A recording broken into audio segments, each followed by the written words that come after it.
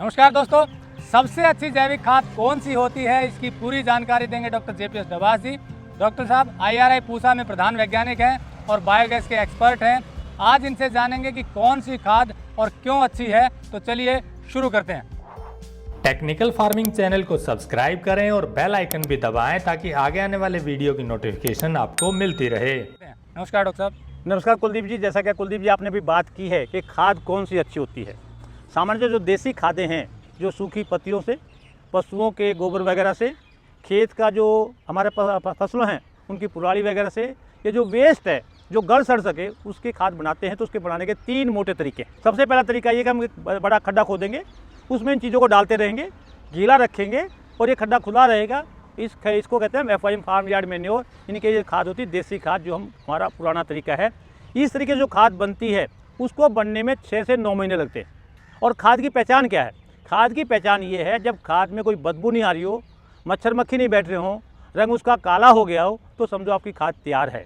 अगर उसके अंदर बदबू आ रही है, मच्छर मक्खी बैठ रहे हैं, रंग उसका भी भूरा है, गोबर जैसा है, तो आपकी खाद तैयार नहीं है। इस बात का ध्यान रखना है, चाहे खाद आप किसी विधि से भी तैयार करें। दूसरी बात आती है कि जब ये खाद बनाते हैं, इस खाद बनाने के दौरान बहुत से पोषक तत्व हवा में गैस बन के निकलते रहते हैं, जिसमें खासकर अमोनिया, जिससे नाइट्रोजन का नुकसान होता है, वो हवा में जाती रहती है।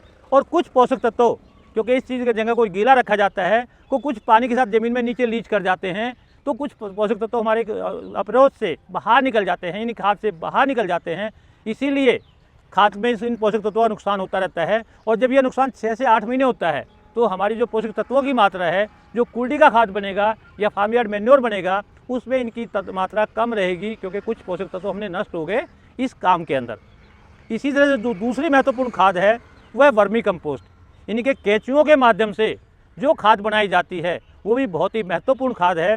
और वो खाद कुल्डी की खाद से बेहतर है और कई तरीके से बेहतर है। पहली बात, उसके बनने में जो समय लगेगा वो मुश्किल से 2.5 से 3 महीने लगता है। दूसरी बात, वो जो खाद बनती है उसमें खरपतवारों के बीज काफ़ी मात्रा में नष्ट हो जाते हैं। तो जब आप खेत में उसका प्रयोग करते हैं तो उसमें खरपतवार कम आते हैं और पोषक तत्वों की मात्रा कुल्डी के खाद से लगभग 50% अधिक रहती है, क्योंकि इसके अंदर लॉस कम होता है। लॉस यहाँ भी होता है, लेकिन लॉस कम होता है क्योंकि नीचे पक्का होता है और केवल जो हवा में उड़ती है उसी से लॉस होता है। और ये लॉस केवल 2.5 महीने होता है, तो लॉस कम होता है। तो हमारे पोषक तत्वों की मात्रा भी कुल्डी की खाद से ज़्यादा होती है और ये खाद एक बेहतर खाद मानी जाती है। दानेदार होती है, इसकी बिक्री भी अच्छी हो रही है, इसकी आजकल डिमांड भी काफ़ी है।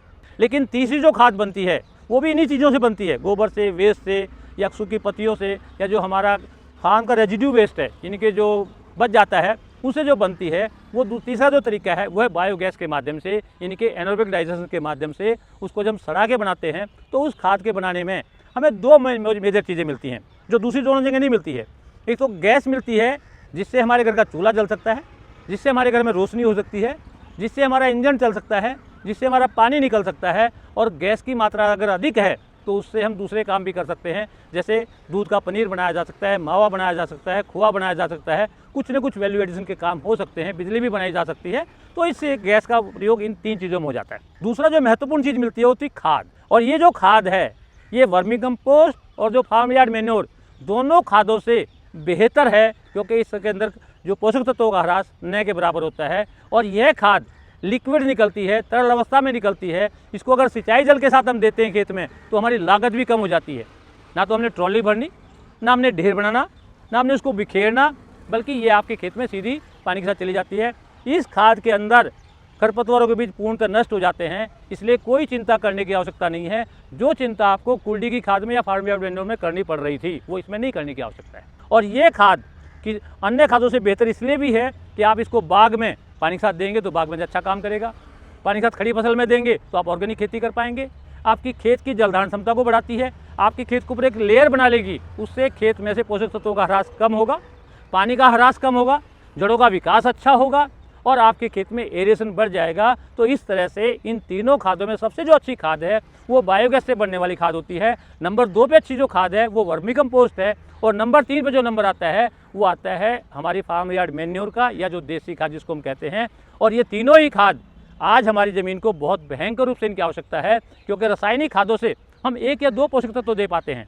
इन तीनों खादों से जो हमारे पौधे को 17 पोषक तत्वों की आवश्यकता है, वो सभी के सभी बैलेंस फॉर्म में देने की संभावना है, इसलिए ये खाद अन्य तरीके से बड़ी बात अच्छी मानी जाती है। एक और ख़ास बात मैं कहना चाहूँगा कि जब हमारी ज़मीन के 3 गुण होते हैं, जैविक, भौतिक और रासायनिक। अगर हम रासायनिक खादों का प्रयोग करते हैं तो केवल रासायनिक गुण का फायदा होता है, यानी कि उसमें उस पर्टिकुलर पोषक तत्वों की मात्रा बढ़ जाती है और फसल हमारी ले लेती है। लेकिन हमारे जो भौतिक और जैविक गुण हैं उस पर इनका उल्टा असर पड़ता है। लेकिन जो हमारी देसी खाद हैं, ये तीनों की तीनों खादें हमारे मिट्टी के जैविक, भौतिक, रासायनिक तीनों गुणों में सुधार करते हैं। और जब तीनों गुणों में सुधार होता है तो हमारी मिट्टी का उपजाऊपन बढ़ता है, किसान की उत्पादन लागत कम होती है, किसान को अच्छा उत्पादन मिलता है, किसान के उत्पाद की गुणवत्ता अच्छी होती है। तो मैं तो अपने सभी किसान भाइयों को कहना चाहूँगा कि आपके घर में पहली बात तो गोबर गैस प्लांट होना चाहिए। अगर गोबर गैस प्लांट नहीं है तो कम से कम वर्मी कंपोस्ट होनी चाहिए, और वो भी नहीं है तो कम से कम आप कुल्डी में खड्डा खोद के अच्छी तरह सड़ा के खाद बनाएंगे तो ये आपकी मिट्टी के लिए सबसे बेहतर है। लेकिन सबसे अच्छी खाद मैं फिर कहना चाहूँगा कि बायोगैस सैलरी से जो प्राप्त खाद होती है वो सबसे अच्छी खाद होती है, और उसके बनाने की लागत भी कम है। अन्य दोनों खादों के बनाने की लागत बायोगैस सैलरी वाले खाद से कहीं ज़्यादा होती है। तो मैं यही कहना चाहूँगा कि बायोगैस, वर्मी कंपोस्ट और फार्म यार्ड मैन्योर, ये तीनों खाद जो हैं इनमें सबसे अच्छी बायोगैस है। अगर आपको यह वीडियो पसंद आया है तो ज्यादा से ज्यादा लाइक और शेयर जरूर करें। साथ ही चैनल को सब्सक्राइब करना ना भूलें।